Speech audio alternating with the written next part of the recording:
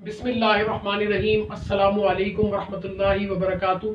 मैं आप तमाम ही अहबाब को खुशामदीद कहता हूँ अपने यूट्यूब चैनल हाशमी इंस्टीट्यूट में।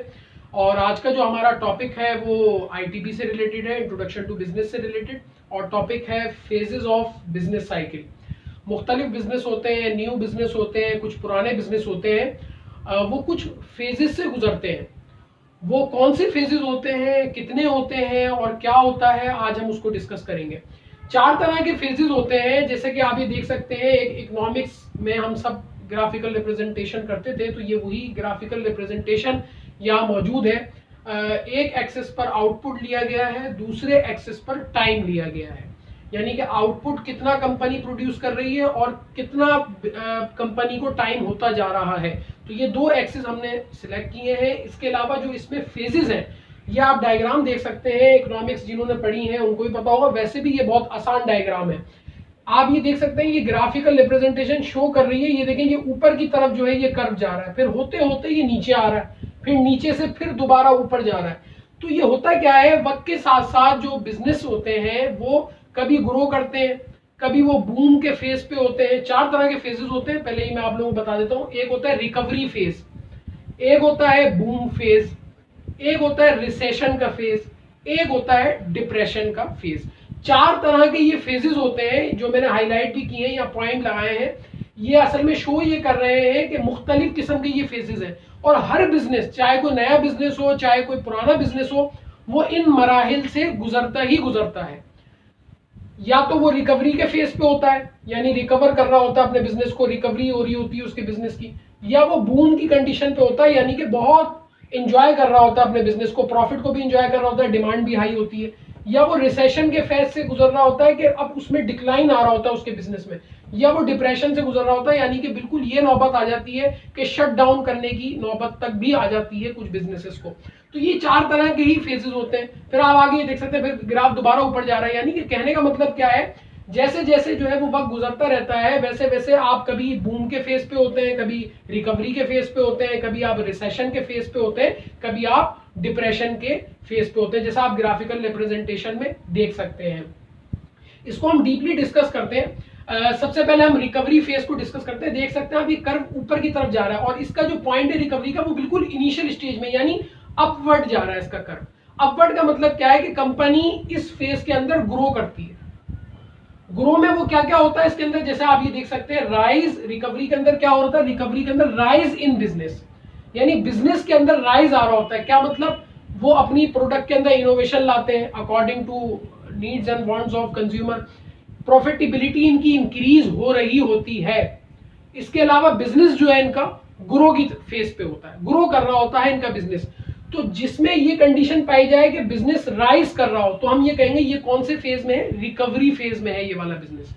अच्छा, एक चीज और, इससे पहले मैं पहला फेज मैंने आप लोगों को एक्सप्लेन कर दिया है। बिजनेस साइकिल देखें, इसका रीजन क्या होता है, ये जो अपवर्ड डाउनवर्ड ये जो मूवमेंट आ रही है, ये क्यों होती है। ये असल में इकोनॉमिकल जो कंडीशन होती है कंट्रीज की, जहां पे भी कंट्री, जिस कंट्री में भी जो बिजनेस है, वहां की एक इकोनॉमिकल कंडीशन, वहां की टेक्नोलॉजिकल एडवांसमेंट और बहुत सारे फैक्टर्स होते हैं कि जो कंपनी पे अफेक्ट करते हैं।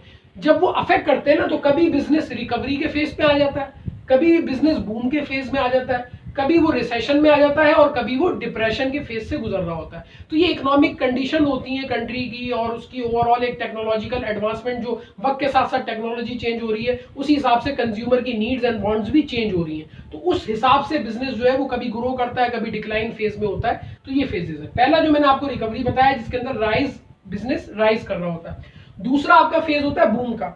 जैसा आप लोग ये देख सकते हैं कि बूम का फेज देखिए टॉप पर है, बिल्कुल पीक पर है ये।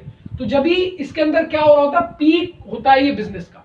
कोई भी बिजनेस अगर बूम के फेज में है, तो इसका मतलब वो अपने बिल्कुल पीक पर है, जिसमें प्रॉफिटेबिलिटी भी उसकी बहुत हाई है, प्रोडक्शन भी उसकी हाई है, प्रोडक्शन मतलब बहुत हाई हो रही है, प्रॉफिटेबिलिटी भी हाई हो रही है, कंज्यूमर खरीद रहा है, और डिमांड भी, जो उसकी प्रोडक्ट की जो डिमांड या सर्विसेज की जो डिमांड है, वो भी बहुत हाई है, जैसा आप देख सकते हैं यहाँ पे मैंने डिस्क्रिप्शन के अंदर लिखा हुआ है। तीसरा फेज होता है आपका रिसेशन का। आप ग्राफिकल रिप्रेजेंटेशन में देख सकते हैं। अब देखें, ये रिकवरी हुई थी, रिकवरी से होते होते बूम पे आए थे। बूम के बाद अब देखें ये डिक्लाइनिंग फेज शुरू हो गया, जो कि यहाँ पॉइंट लगा हुआ है, ये होता है रिसेशन का। रिसेशन के फेज को हम कहते हैं कि इसके अंदर बिजनेस जो है वो स्लो डाउन हो जाता है आपका, यानी कि स्लो डाउन बिजनेस। बिजनेस के अंदर आपके स्लो डाउन होना शुरू हो जाता है। उसकी बहुत सारी वजूहत होती हैं। कभी कभार आप टेक्नोलॉजिकल एडवांसमेंट के साथ साथ नहीं चल रहे होते, कभी आप कंज्यूमर की नीड को उस तरह से फुलफिल नहीं कर पाते, बहुत सारी वजूहत होती हैं। तो रिसेशन का जो फेज होता है उसमें स्लो डाउन हो जाता है आपका बिजनेस, और प्रोडक्शन भी आपकी लो हो जाती है, प्रॉफिटेबिलिटी भी लो हो जाती है, और डिमांड भी आपकी जो प्रोडक्ट की या सर्विसेज की वो भी लो हो जाती है। तो ये था तीसरा फेज यानी रिसेशन वाला। अब हम आ जाते हैं अपने आखिरी फेज की तरफ, वो है डिप्रेशन। नाम से ही जाहिर हो रहा है मुख्तलिफ लोगों को भी डिप्रेशन के फेज में चले जाते हैं। तो डिप्रेशन का मतलब ही ये होता है कि वो बहुत ज्यादा डीप जो है वो क्या कहते हैं ट्रबल के अंदर आ गए। जैसे मिसाल के तौर पर आप देखें यहाँ डिप्रेशन मैंने एक्सप्लेन भी किया हुआ है। क्या एक्सप्लेन किया हुआ है कि इज डिप्रेशन क्या होता है। Depression is a deep recession, यानी रिसेशन के अंदर स्लो डाउन हो जाता है आपका बिजनेस, लेकिन डिप्रेशन के अंदर बहुत ज्यादा रिसेशन वाले आप पीरियड के अंदर चले जाते हैं। यानी कि ये नौबत आ जाती है कि आपको कहीं कहीं अपना बिजनेस जो है वो शट डाउन भी करना पड़ जाता है, क्योंकि वो प्रॉफिट नहीं दे रहा होता, आपको अपनी जेब से पैसे लगाने पड़ते हैं और अब आपको अपनी जेब से पे करना पड़ता है। तो फिर वहां एक हद तक तो आप करते हैं, लेकिन फिर उसके बाद एक नौबत ऐसी आ जाती है कि आपको अपने बिजनेस को शट डाउन भी करना पड़ जाता है। तो इसकी कंडीशन क्या क्या होती है, ये डीप रिसेशन होता है, बहुत ज्यादा डीप। प्रोडक्शन आपकी बहुत ही लो हो जाती है, बिल्कुल खत्म होने के मुतरादिफ। इसके अलावा जो है प्रॉफिटेबिलिटी बहुत लो हो जाती है, डिमांड आप देख सकते हैं बहुत लो हो जाती है, और ये कंडीशन रेयर होती है। रेयर क्यों होती है, इस कंडीशन तक आते आते बिजनेस जो है ना समझ ले खत्म ही हो गया होता है। क्योंकि जब वो रिसेशन से आता है ना, रिसेशन में बहुत सी कंपनीज ऐसे इकदाम करती हैं, कुछ अपने अंदर कुछ ऐसी चेंजेस लाती हैं जिसकी वजह से वो डायरेक्टली फिर दोबारा रिकवरी के फेस में आ जाते हैं। ये चलता रहता है प्रोसेस। बेहतरी लाते हैं वो अपने बिजनेस में, रिकवरी में आते हैं, और बेहतरी लाते हैं, बूम पे आ जाते हैं। फिर उनकी प्रोडक्शन में कुछ कमी आती है, क्वालिटी उनकी प्रोडक्ट की लो होने लगती है, फिर रिसेशन की तरफ आ जाते हैं। तो बहुत सारे फैक्टर इसके अंदर इन्वॉल्व होते हैं। ये मैंने थोड़ा सा आपको बताया भी, मतलब अभी तो मैंने सिर्फ आपको ये कंडीशन एक्सप्लेन की है, ये चारों फेजेस होते क्या है और इसमें जब बिजनेस गुजर रहा होता है तो वो क्या क्या चीजें फेस करता है। तो उम्मीद करता हूँ ये lecture phases of business cycle आपको समझ में आया होगा। अगर मेरा चैनल आपने सब्सक्राइब नहीं किया है तो हाशमी इंस्टीट्यूट को सब्सक्राइब कीजिए, वीडियोस को लाइक कीजिए, शेयर कीजिए। अस्सलामु अलैकुम रहमतुल्लाहि व बरकातहू।